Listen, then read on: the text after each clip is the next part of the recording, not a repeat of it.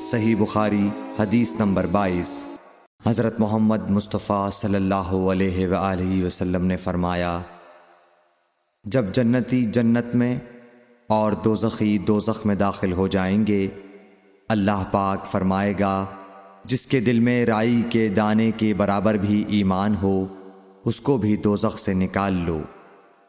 تب ایسے لوگ دوزخ سے نکال لیے جائیں گے اور وہ جل کر کوئلے کی طرح سیاہ ہو چکے ہوں گے، پھر زندگی کی نہر میں یا بارش کے پانی میں ڈالے جائیں گے۔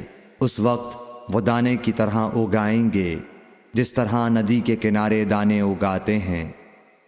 کیا تم نے نہیں دیکھا کہ دانہ زردی مائل پیچ در پیچ نکلتا ہے؟